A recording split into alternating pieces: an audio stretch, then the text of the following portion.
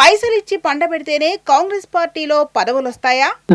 అట్లా అమ్ముడు పోయి పార్టీ తయారైంది. మనం ఏం చేస్తాం? డబ్బులు పని ఉన్నాయి, ఏం చేస్తావు నువ్వు? బికారి డబ్బులు పెడుతున్నారు, పండ పెట్టుకుంటున్నారు, తీసుకోండి వాడు. పండ పెట్టుకుంటున్నారు, తీసుకోండి వాడు. పండ పెట్టుకుంటున్నారు, తీసుకోండి వాడు. ఈ రోజు మనం మాట్లాడుకోవాల్సింది తెలంగాణ కాంగ్రెస్ గురించి. అసలు కాంగ్రెస్ పార్టీకి వివాదాలకు ఉన్న బంధమేంటో ఒకసారి ఆలోచించండి. గాలికి గాలి తోడైతే తుఫాన్ వస్తుంది. మరి కాంగ్రెస్ కి వర్గపోరు తోడైతే ఏమొస్తుంది? గందరగోళం తప్ప ఇంకేమొస్తుంది? నిన్నటిదాకా మీనాక్షి నటరాజన్ నామినేషన్ సాంకేతిక లోపం. ఆ రచ్చ సల్లారక ముందే ఇప్పుడు గాంధీ భవన్ లో మరో కొత్త బాంబు పేరింది.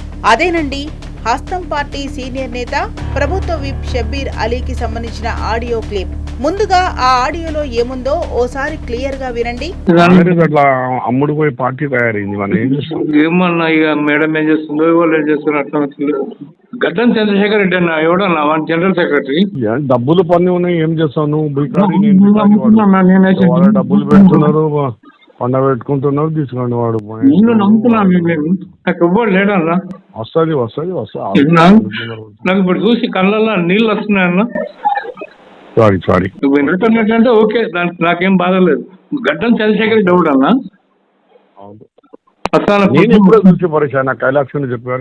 ఏంటి ఆ ఆడియో అలా ఉందేంటి? అధికార పార్టీలో పదవులను అమ్ముకుంటున్నారట, పార్టీలో అంతా అవినీతేనట. అంతేకాదు పైసలు తీసుకొని పండబెడితే పదవులు ఇస్తున్నారా? ఇదేంటి? ఒక సీనియర్ నేతే స్వయంగా పార్టీని అమ్ముకునే పార్టీ అని అంటే ఇక సామాన్యుల పరిస్థితి ఏంటి?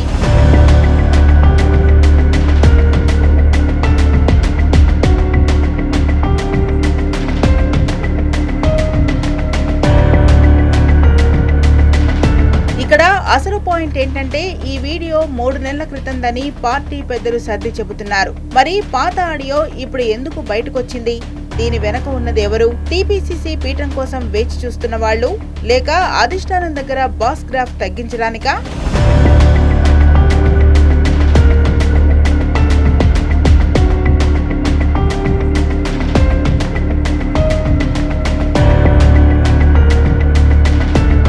హైదరాబాద్ లో ఉన్నది గాంధీ భవనా లేక గందరగోళ భవనా అని హస్తం నేతలే అగ్గి మీద గుగ్గిలమవుతున్నారు.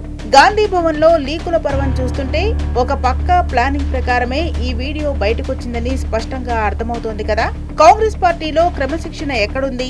ఒకే పార్టీలో ఉంటూ ఒకరి బండారం మరొకరు బయట పెట్టుకుంటే ప్రజలు రేపు ఎన్నికల్లో మీకేం ఓటు వేస్తారా?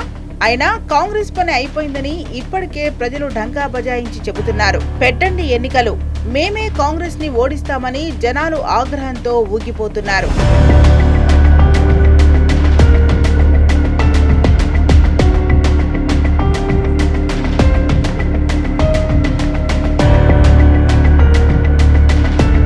ఇక షబ్బీర్ అలీ గురించి మాట్లాడుకోవాలంటే కామారెడ్డి పంచాయతీ గురించి చర్చించుకోవాలి. 20 ఏళ్లుగా అక్కడ పార్టీ గెలవలేదట.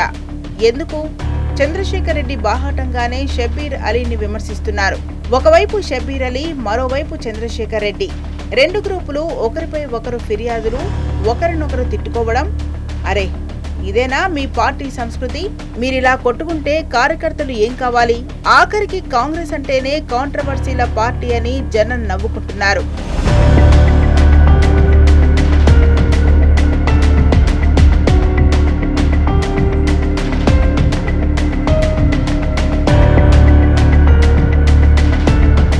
అయినా కాంగ్రెస్ పార్టీ డిక్షనరీలోనే క్రమశిక్షణ అనేది లేదేమో. ప్రతిరోజు ఒక లీగ్, ప్రతిరోజు ఒక వర్గపోరు. హైకమాండ్ ఏం చేస్తోంది? ఎవరని అడిగేవారు లేరా? పీసీసీ చీఫ్ ఒకటంటే సీనియర్లు మరొకటంటారు. ఇక్కడ పద్ధతి లేదు. ఐక్యత అయస్కాంతం పెట్టినా కనిపించదు.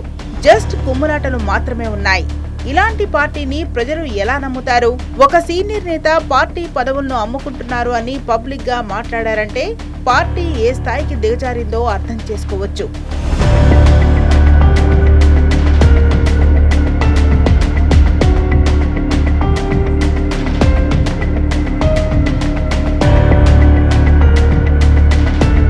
మొత్తంగా తెలంగాణ కాంగ్రెస్ లో కథ మళ్లీ మొదటికే వచ్చింది. గ్రూప్ రాజకీయాలతో పార్టీని రచ్చకెక్కించడం, ఆపై మీడియా ముందు పడకుండా నటించడం ఇది వాళ్ళకి కొత్తేమీ కాదు. కానీ ఈసారి పరిస్థితి సీరియస్. ప్రజలు అన్నీ గమనిస్తున్నారు. ఈ 2.5 ఏళ్ల పాలనపై విసుగు చెందిన జనాలు గాంధీ భవన్ కు తామే తాళం వేస్తామని వేచి చూస్తున్నారు.